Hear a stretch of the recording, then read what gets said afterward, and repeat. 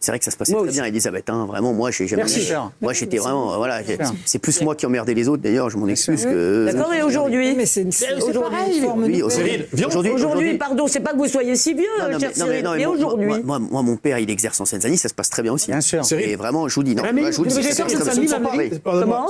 Si vous voulez, ce qui est incroyable, c'est que vous en soyez encore à nier la réalité qui est documentée. Non, vous m'avez parlé des morts. Je ne vous parle pas que des morts. Bon là, c'est par rapport au fait que, alors, est-ce que donc la montée énorme de l'antisémitisme, il y a un lien avec l'islamisme ? Bon, alerte spoil, la réponse est évidemment oui. Et encore une fois, faut être un gros mongolien, un gros demeuré pour ne pas dire oui. Je veux dire, même un musulman, s'il est pas trop con, il sait très bien que ça vient de l'islamisme. Mais sans dire que c'est lui-même qui est antisémite, hein. Mais en tout cas, voilà, s'il est pas con, il le sait. Et donc là, encore une fois, la belle brochette d'abrutis du plateau, qui a essayé de le nier effectivement, avec en premier lieu Cyril Hanouna qui nous dit « Ah oui, moi quand j'étais petit, il y avait aucun problème. » Alors déjà, oui, quand t'étais petit, mec, t'as 50 ans. Donc il y a 40 ans, effectivement, il y avait pas de problème. C'est à ce niveau-là.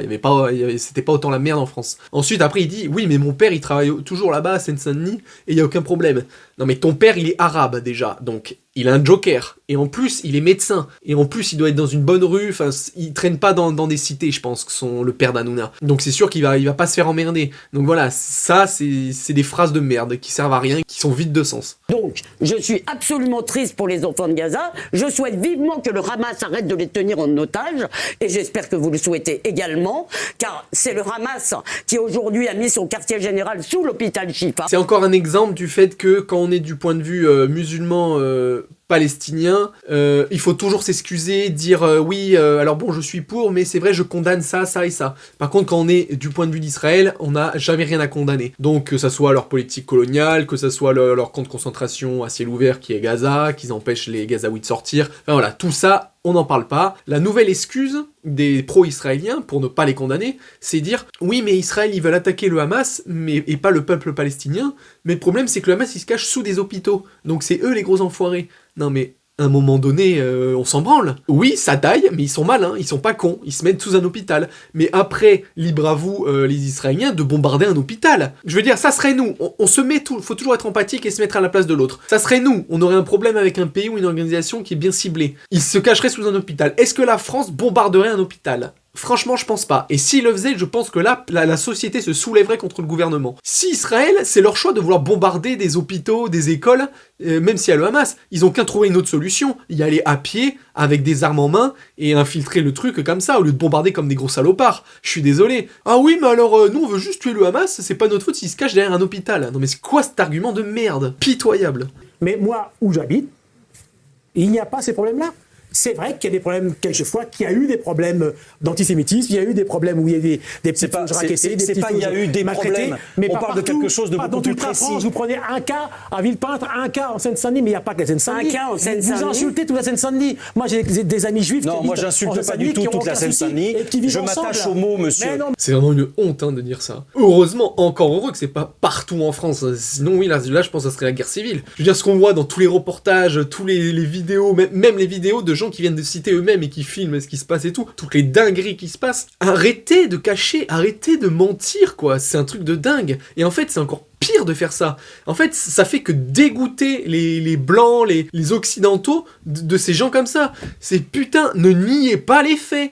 Quand il y a des dingueries, soit vous dites j'accepte, c'est cool, soit vous dites j'accepte pas, c'est pas cool, mais ne dites pas non, ça n'existe pas, c'est pas arrivé. Ça, c'est le pire des trucs, quoi. C'est la manière lâche d'accepter ce qui s'est passé. Ça fait que dégoûter les autres, quoi. Je ne peux pas contester le fait qu'il peut aussi s'exprimer de la part de musulmans de certains musulmans. Voilà. C'est une question qui est posée et on doit pouvoir y répondre. Vous avez le droit, bien sûr. Calmement. Voilà, sans faire... Les écoles, l'antisémitisme bat son plein. Et au lieu de m'aider à le résoudre, vous êtes dans la pire des réactions, le déni. Le déni, ça veut dire que vous vous en fichez. Vous vous en fichez de ces mondes juifs.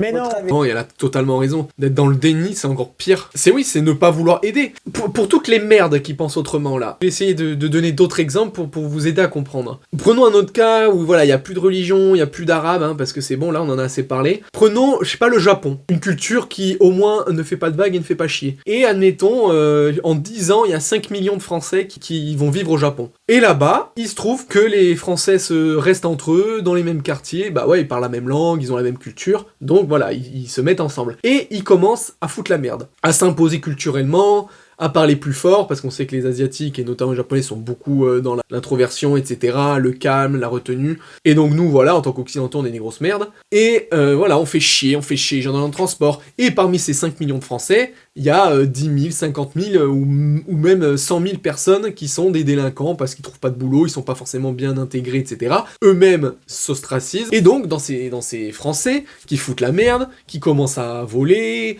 à emmerder les meufs, à emmerder les mecs, à faire de la merde, hein, tout simplement, à être des racailles, des délinquants, des souilleurs de la société. Et là, sur les plateaux télé, où c'est une majorité de Japonais, ils commencent à dire ça, à dire ouais, il y a une montée des agressions de la communauté française, ça commence à être la merde, blablabla. Et sur le plateau, c'est comme si on avait des Japonais qui disaient bah oui, qui est la réalité, en disant oui, effectivement c'est vrai, et d'autres abrutis japonais qui diraient ah mais non, c'est pas vrai, les Français ils sont très bien intégrés, ils font pas de problème, machin et tout, vous amalgamez, machin et tout. Enfin moi le premier, si je vivais au Japon, mais je dirais haut et fort qu'effectivement, moi en tant que Français, je suis dans cette communauté, j'aime la plupart des Français que je côtoie, etc., j'aime ma culture, mon pays d'origine, tout ce que vous voulez, mais je veux rester dans ce pays, et je veux être intégré, et je dirais, mais oui, dans mon groupe, dans ma communauté des 5 millions de Français, il y a des brebis galeuses qui sont des gros connards, et c'est, oui, eux qui foutent la merde. Je ne dirais pas, oh oui, les agressions, c'est juste une montée